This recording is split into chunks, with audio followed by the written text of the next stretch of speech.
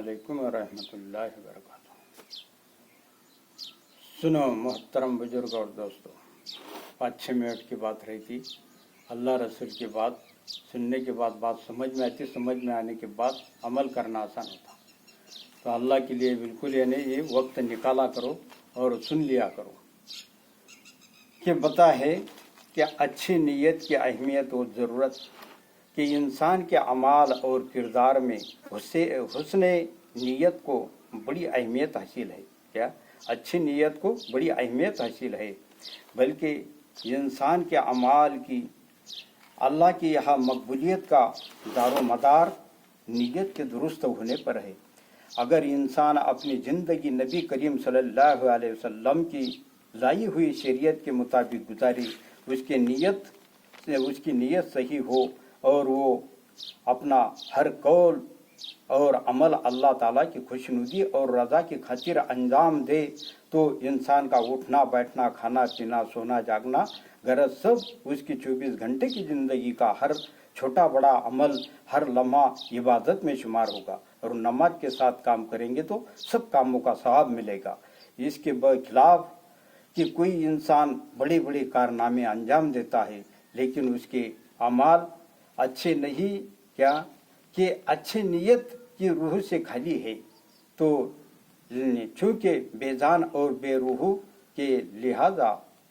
بے جان اور بے روح ہے، کیسے بڑے بڑے کام بھی کریں گے، نماز کے ساتھ کام نہیں کرے تو اس کا اجر و ثواب نہیں ملتا۔ اللہ کے نزدیک ایسے اعمال کی اہمیت ختم ہو جاتی ہے۔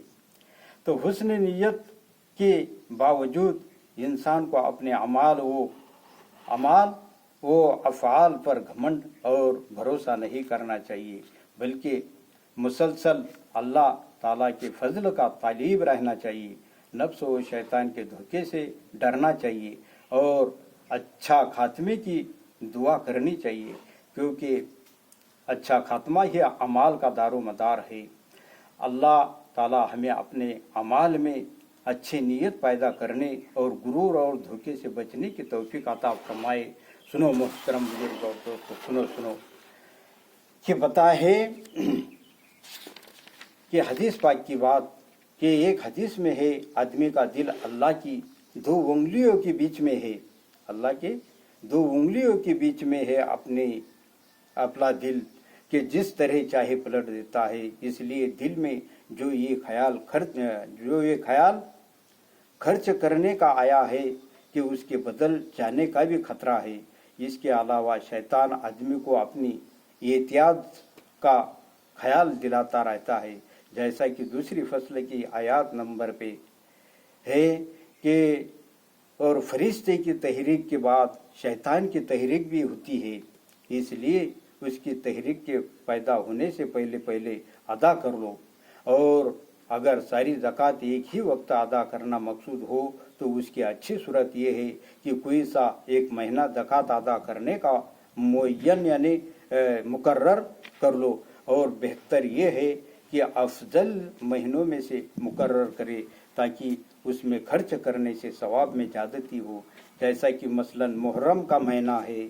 کہ وہ سال کا شروع مہینہ ہونے کے علاوہ عاشورے میں سے ہے، اور اس میں ایک دن یعنی عاشورہ کا ایسا ہے کہ اس میں صدقہ کرنے کی اور اہل و عیال پر خرچ کرنے میں وسعت کی فضیلت ہے، بڑی فضیلت آئی ہے۔ لہذا اس مہینے میں اگر ادا کرے تو بہتر یہ ہے کہ 10ویں تاریخ کو ادا کرے،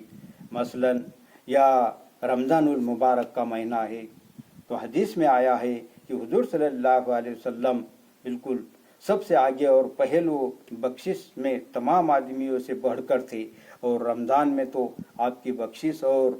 پہل کا ایسا تیزی سے قدم چلتا تھا کہ تیز ہوا نیز اس مہینے میں لیلۃ القدر ہے، رمضان میں جو 1000 مہینوں سے افضل ہے، اور اللہ تعالیٰ کی نعمتیں بھی اس مہینے میں اپنے بندوں پر روز افزو ہوتی ہے۔ اسی طرح ذی الحجہ کا مہینہ، حج کا مہینہ بھی بڑی فضیلت والا مہینہ ہے، اسی میں حج ہوتا ہے۔ اس میں ایام معلومات ہے، یعنی عشرۂ ذی الحجہ اور ایام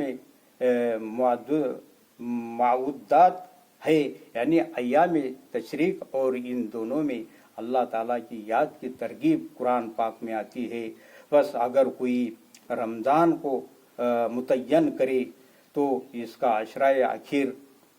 مناسب ہے، اور ذی الحجہ کو مقرر کرے تو اس کا عشرہ اول، اور محرم کو اگر مقرر کریں گے تو یہ محرم کے بھی 10 دن بہت فضیلت رکھتے ہیں۔ تو اللہ آپ لوگ کہنے سننے زیادہ عمل کی توفیق نصیب عطا فرمائے۔ بس تو پھر کرو عمل، ملے گے پھل، بس تو پھر کر دو لائک شیئر۔ اللہ آپ لوگ کہنے سننے زیادہ عمل کی توفیق نصیب عطا فرمائے۔ السلام علیکم ورحمۃ اللہ وبرکاتہ۔